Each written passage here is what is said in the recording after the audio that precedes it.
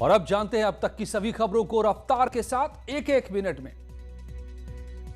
अयोध्या में राम मंदिर ट्रस्ट की तरफ से खरीदी गई एक जमीन पर विवाद बढ़ता जा रहा है। जमीन की खरीद में घोटाले के विपक्ष के आरोपों पर बीहीप ने कहा कि वो मानहानि का केस करेगी। हमने तीर्थ क्षेत्र को सुझाव दिया है कि मानहानि का मुकदमा इस बार करना चाहिए और इस फैसले के साथ करना चाहिए कि माफी मांगने पे छोड़ेंगे। इससे पहले ट्रस्ट के महासचिव चंपत राय ने कहा कि श्री राम जन्मभूमि तीर्थ क्षेत्र ने अभी तक जितनी भी जमीन खरीदी है वो खुले बाजार की कीमत से बहुत कम मूल्य पर खरीदी है। जमीन खरीदने के लिए विक्रेताओं ने वर्षों पहले मूल्य पर रजिस्टर अनुबंध किया था। उस भूमि को उन्होंने 18 मार्च 2021 को पैमाना कराया। उसके बाद ट्रस्ट के साथ अनुबंध किया। जो राजनीतिक लोग इस संबंध में प्रचार करा रहे हैं वो भ्रामक हैं। समाज को गुमराह करने के लिए संबंधित व्यक्ति राजनीतिक है, इसीलिए राजनीति से प्रेरित है। आम आदमी पार्टी सांसद संजय ने चंपत की सफाई को हास्यास्पद बताया। राम मंदिर ट्रस्ट को 18.5 करोड़ में जमीन बेचने वाले सुल्तान अंसारी ने न्यूज 18 से खास बातचीत में सौदे का पूरा सच बताया। सुल्तान अंसारी ने बताया कि जमीन के सौदे को लेकर उनकी चंपत राय से कई बार बात हुई। जिस समय ट्रस्ट ने हमसे बात किया है तो उसमें चंपत राय जी थे और ट्रस्ट के 2-4 मेंबर और भी थे। उन्होंने हमसे बात किया जमीन लेने के लिए, तो उनसे बात हो गई तभी हमने उनको, क्योंकि हमारे उनके बीच कई चक्र में वार्ता जब चली तो हमारा उनका रेट जो है 18.5 करोड़ रुपये में तय हुआ और वही हमने लेके उनको एग्रीमेंट किया। 17 करोड़ रुपये उन्होंने हमको दिया है एग्रीमेंट के समय, और जब बैनामा कराएंगे तो 1.5 करोड़ रुपया तब देंगे। सुल्तान अंसारी ने कहा कि सौदे के बाद चंपत राय से कोई बात नहीं हुई, बिना जांच पड़ताल के आरोप लगाए गए। मिनटों में जमीन के रेट बढ़ने की बात एकदम गलत है। 2 करोड़ रुपया से 18.5 करोड़ रुपया हो गया तो ये तो सरासर गलत है, क्योंकि ये जो इतना जो इसका फासला हुआ है तो ये कोई 2 मिनट और 10 मिनट में नहीं हुआ है। ठीक है, ये सन 2011 में जब हम लोग एग्रीमेंट कराए तो उस ज़मीन का एग्रीमेंट जो है 1 करोड़ रुपये में बात हुई थी, जिसमें से 10 लाख रुपए हमने पेशगी के रूप में दिया था। अयोध्या के रहने वाले वहीद अहमद का दावा है कि उनके पुरखों में से एक ख्वाजा हाजी फकीर मोहम्मद ने साल 1924 में औलाद न होने की वजह से जमीन को वक्फ किया था, यानी कि दान किया था। बायलॉज के मुताबिक ये जमीन उन्हीं के खानदान के अधीन रहेगी। इस जमीन के केयरटेकर महमूद आलम के 1984 में निधन के बाद उनके 4 बेटों महफूज आलम, फिरोज आलम, जावेद आलम और नूर आलम ने वक्फ की जमीन अपने नाम दर्ज करा ली। इन भाइयों ने गलत तरीके से हरीश पाठक और कुसुम पाठक ने के नाम जमीन की रजिस्ट्री कर दी और मार्च 2021 में राम मंदिर ट्रस्ट ने 18 करोड़ में ये जमीन खरीद ली। जमीन को लेकर के अब उठ रहे हैं सवाल।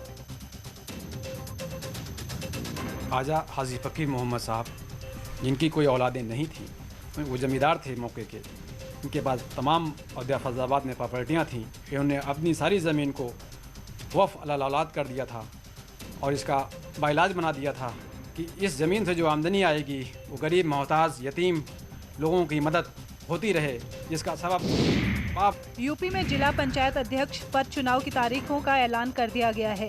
राज्य निर्वाचन आयोग की तरफ से कहा गया है कि 15 जून से 3 जुलाई के बीच जिला पंचायत अध्यक्ष पद का चुनाव होगा। जिला पंचायत सदस्यों की तरफ से अध्यक्ष पद का चुनाव होगा।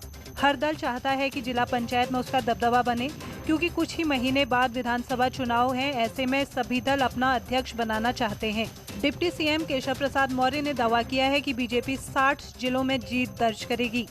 इतना शानदार नतीजा भाजपा के खाते में इसके पहले कभी नहीं आया था। विपक्ष के लोगों ने अफवाह जरूर फैलाने की कोशिश की कि भाजपा पिछड़ गई, लेकिन मैं उनको कह रहा हूं कि अब घोड़ा दूर नहीं है, मैदान दूर नहीं है। अभी जिला पंचायत के अध्यक्ष के भी चुनाव होंगे, क्षेत्र पंचायत के भी अध्यक्ष के चुनाव होंगे। उस चुनाव में उन्हें अपनी उनकी हैसियत का पता चल जाएगा, हमें हमारी हैसियत का पता चल जाएगा। और मुझे पूरा विश्वास है कि हम उत्तर प्रदेश में 60 से अधिक जिला पंचायत जीतेंगे और अधिकांश ब्लॉकों के अंदर हमारे ब्लॉक प्रमुख बनेंगे, ऐसा हम भरोसा रखते हैं। हमने ही रखी बुनियाद, हम ही 22 में करेंगे शुरुआत। पूर्वांचल एक्सप्रेसवे को लेकर समाजवादी पार्टी अध्यक्ष अखिलेश यादव ने ट्वीट करके यूपी सरकार पर निशाना साधा और कहा कि हमने ही रखी बुनियाद, हम ही 22 में करेंगे शुरुआत। अखिलेश ने ट्वीट में एक वीडियो भी शेयर किया है जिसमें एक समाजवादी पार्टी कार्यकर्ता हाथ में पार्टी का झंडा लेकर एक्सप्रेसवे पर साइकिल चला रहा है। बैकग्राउंड में समाजवादी पार्टी के गीत बज रहे हैं। बलिदानों के रंग रंगाइए, त्यागों का इतिहास लिए, यूपी का रहे मस्त ऊंचा ये अखिलेश जिए। समाजवादी पार्टी के नेता अक्सर दावा करते रहे हैं कि लखनऊ से गाजीपुर के बीच बन रहे पूर्वांचल एक्सप्रेसवे का ऐलान उनकी ही सरकार में हुआ था। योगी सरकार एसपी सरकार की परियोजनाओं को आगे बढ़ा रही है। पहले भी कई मौके पर अखिलेश यादव आरोप लगाते रहे हैं कि योगी सरकार ने जिन भी परियोजनाओं की शुरुआत की उनमें से कई समाजवादी पार्टी सरकार के कार्यकाल की हैं। यूपी कैबिनेट की बैठक में आज शाम 7 अहम फैसलों पर मुहर लगी है। बैठक के बाद यूपी सरकार के प्रवक्ता सिद्धार्थनाथ सिंह ने फैसलों की जानकारी दी। अयोध्या में यातायात की सुविधा पर ध्यान देने के लिए 400 करोड़ की लागत से अंतर्राष्ट्रीय स्तर का बस स्टेशन बनेगा। इसके अलावा यहां 20 करोड़ की लागत से 1.5 किलोमीटर लंबा 4 लेन का फ्लाईओवर भी बनेगा। की जमीन है जो कि लगभग 9 एकड़ है,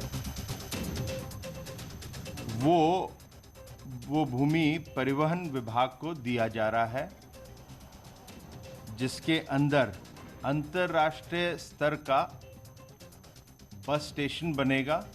लखनऊ में करीब 300 करोड़ की लागत से हैदर कैनाल पर 120 MLD का सीवरेज ट्रीटमेंट प्लांट बनेगा। इसमें केंद्र सरकार, राज्य सरकार और नगर निगम मिलकर खर्च करेंगे। बुलंदशहर में आधुनिक बस स्टेशन बनाने के लिए नगर पालिका भी जमीन मुफ्त दे रही है। इसके अलावा प्रयागराज में 284 करोड़ की लागत से GT रोड से एयरपोर्ट के बीच 4 लेन का रेलवे ट्रैक पर फ्लाईओवर बनेगा। इसके लिए 98 करोड़ रेलवे देगा। लोगों को जाम की समस्या से निजात मिलेगी और प्रयागराज से मुद्देलखंड की कनेक्टिविटी बेहतर होगी। सीएम योगी आदित्यनाथ आज लखनऊ के चिल्ड्रन अकेडमी पहुंचे, जहां उन्होंने स्ट्रीट वेंडर्स को लेकर चलाए जा रहे वैक्सीनेशन अभियान का जायजा लिया। सीएम योगी ने इस दौरान डॉक्टर्स और वैक्सीनेशन के लिए आए लोगों से भी बात की। लोगों से अपील करते हुए कहा है कि वो वैक्सीन जरूर लगवाएं। वैक्सीन से घबराने की जरूरत नहीं है। उत्तर प्रदेश में कोरोना से बचाव के लिए युद्ध स्तर पर टीकाकरण कराया जा रहा है। आप देख सकते हैं कि इस वक्त खुद उत्तर प्रदेश के मुख्यमंत्री योगी आदित्यनाथ जो राजधानी लखनऊ में टीकाकरण अभियान चल रहा है उसका निरीक्षण करने के लिए चिल्ड्रन अकेडमी में बनाए गए रेहड़ी पटरी वालों के लिए विशेष बूथ का निरीक्षण करने पहुंचे हैं। इस दौरान मुख्यमंत्री आप देख रहे हैं कि जो लोग यहाँ पर वैक्सीनेशन के लिए पहुँचे हैं उनसे बात कर रहे हैं और उनसे ये पूछ रहे हैं कि आप क्या करते हैं और जो यहाँ पर वैक्सीनेशन की जो प्रक्रिया है उसमें किसी भी तरह की कोई असुविधा तो नहीं है, कोई दिक्कत तो नहीं। सुरक्षा कवच देने के लिए वैक्सीनेशन सबसे सशक्त माध्यम है। हम सब आभारी हैं आदरणीय प्रधानमंत्री जी के।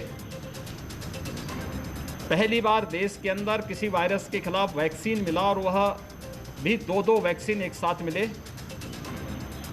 उत्तर प्रदेश में अब तक 2 करोड़ 30 लाख से अधिक लोगों को हम लोगों ने कोरोना का वैक्सीन उपलब्ध करवाया है।